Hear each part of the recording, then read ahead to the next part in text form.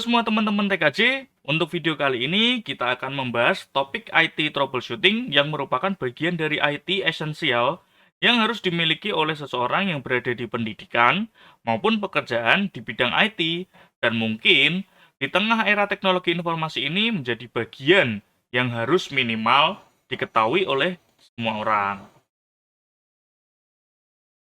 Sebelum kita lanjutkan ke materi, kami himbau bagi yang tidak berkepentingan keluar rumah, silakan untuk tetap berada di rumah.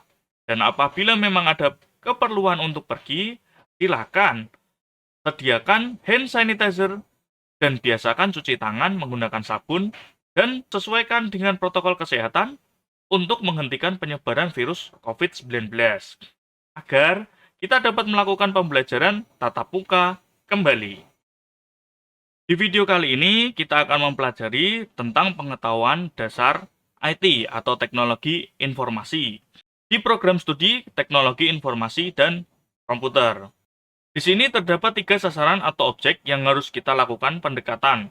Di seri video kali ini akan kita bagi menjadi 3. Yang pertama adalah IT troubleshooting dengan topik manajemen file dan pencadangan, perbaikan teknis secara hardware maupun software, dan pendekatan dengan pengguna yang bisa berupa saran, konsultasi, tutorial, maupun pelatihan.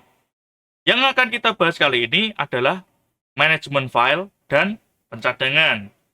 Sebelum kita melangkah lebih lanjut, alangkah baiknya kita mengetahui apa IT troubleshooting itu.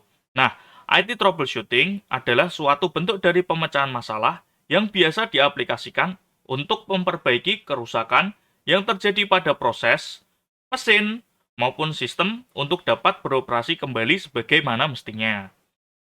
Apa itu manajemen file dan pencadangan? Atau dalam bahasa Inggrisnya ada file dan backup management.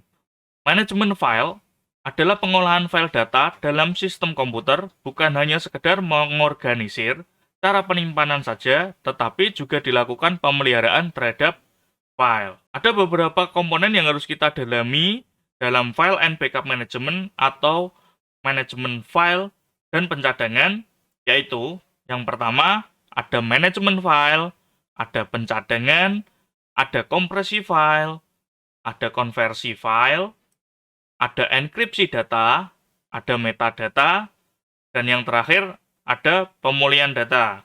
Untuk contohnya, yang pertama ada manajemen file atau file management. Di contoh manajemen file, di sini ada beberapa kasus, yaitu tentang penamaan file atau folder. Nah, yang biasa kita lakukan adalah penamaan file dengan cara yang tidak terorganisir, yaitu memberikan nama dengan asal-asalan. Di sini adalah merupakan contoh yang salah. Kenapa salah? Yang pertama, nama file tersebut tidak informatif. Yang kedua, di saat kita ingin mengirimkan, apabila kita lupa dan kita istilahnya terburu-buru, kita bisa mengirimkan file kita namai secara asal-asalan.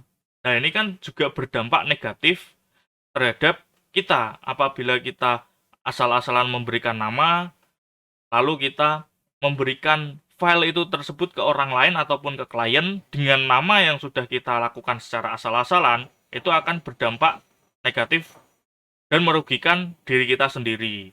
Yang kedua ada backup atau pencadangan. Pencadangan ini merupakan sebuah permasalahan atau problematika yang sudah lama dirasakan semua orang, khususnya biasanya mahasiswa ya, karena biasanya setelah mereka menggarap skripsi yang tidak terbackup akan hilang. Sudah susah-susah membuat skripsi atau kita membuat project akhirnya hilang. Itu kan merupakan sebuah masalah. Mari kita biasakan untuk melakukan pencadangan file, entah itu di flash disk, entah itu di hard disk eksternal, ataupun di CD atau DVD. Ataupun yang sekarang ini karena juga persebaran teknologi informasi yang begitu kencang, nah kita bisa mencadangkan atau membackup file kita di cloud storage. Nah, ada beberapa pilihan cloud storage yang salah satunya adalah Google Drive. Berikutnya ada compression, yaitu proses pengkompresian data. Jadi seperti di contoh ini, proses kompresi data itu adalah menekan atau memadatkan file untuk menekan jumlah atau besar kapasitas penyimpanan. Nah, di sini kita contohkan memiliki 4 gambar kapasitas 10 MB dikalikan 4 menjadi 40 MB. Di sini 4 file yang berjumlah 40 MB kapasitasnya kita kompresi menggunakan RAR atau zip menjadi 15 MB. Ini adalah proses pengkompresian data. Yang berikutnya ada conversion atau konversi, proses pengkonversian data. Di sini proses pengkonversian data adalah mengubah satu bentuk file ke bentuk file lainnya. Berikutnya ada proses encrypting atau pengenkripsian data. Jadi encrypting atau enkripsi data ini adalah memberikan pengamanan atau security terhadap file atau data yang kita miliki. Di contoh ini kita memiliki sebuah file PDF. Kita berikan enkripsi data agar file PDF yang kita nantinya bagikan ke orang-orang itu terenkripsi dengan baik dan kita mempunyai syarat-syarat tertentu agar mereka tidak memiliki hak untuk beberapa syarat yang kita sudah tentukan. File PDF ini tidak akan bisa di-print, diganti dokumennya, di-copy, ataupun diekstrak datanya. Jadi proses enkripsi data ini untuk mengamankan data kita sesuai syarat yang kita tentukan agar data ini aman. Nah, berikutnya ada metadata. Metadata itu apa? Metadata itu adalah informasi-informasi yang melekat pada file atau data tersebut. Untuk metadata itu bisa berupa tanggal, bisa berupa kalau misalnya foto kamera, itu bisa berupa jenis lensanya yang digunakan, jenis kamera yang digunakan untuk mengambilan foto, berapa aperture-nya, berapa ISO-nya, berapa shutter speed-nya, seperti itu. Jadi informasi-informasi yang melekat pada file tersebut. Jadi di sini kita juga bisa mengetahui tanggal diambilnya atau data dibuatnya file ini adalah bulan 9, tanggal 15, jamnya 10.56. Seperti itu. Nah, ini memiliki dimensi 7088 dikali 18.898 pixel. Nah, di sini ada lebarnya, ada tingginya. Apabila kita coba edit di Adobe Photoshop, maka metadata informasi bahwa file tersebut telah diedit atau diubah dengan software tertentu, maka akan melekat informasinya ke dalam metadata file tersebut. Berikutnya ada recovery atau pemulihan data. Nah, pemulihan data ini juga harus kalian ketahui dan ini penting. Mungkin pada saat kita tidak fokus, kita meleng, ini kita bisa melakukan proses pemulihan data.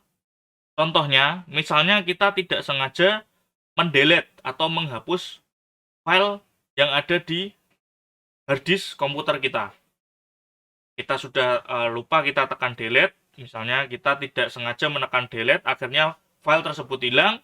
Nah, jangan khawatir, apabila file gambar tadi kita delete, maka akan ditaruh di recycle bin. Tapi sebagai catatan, apabila kapasitas file kita besar, kapasitas recycle bin tidak mencukupi, maka file tersebut akan otomatis dihapus secara permanen. Apabila kita tidak sengaja untuk mendelete atau menghapus file, langkah yang pertama adalah coba dicari di folder recycle bin. Apabila tidak ditemukan di sana, nah kita bisa menggunakan software ataupun program ataupun aplikasi untuk melakukan recovery atau pemulihan data.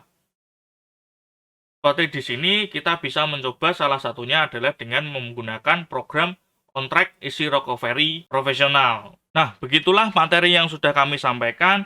Semoga ilmu dan informasi yang kita berikan ini bermanfaat dan berguna bagi kalian di jenjang pendidikan maupun di dalam pekerjaan di bidang IT. Ciao, Dap!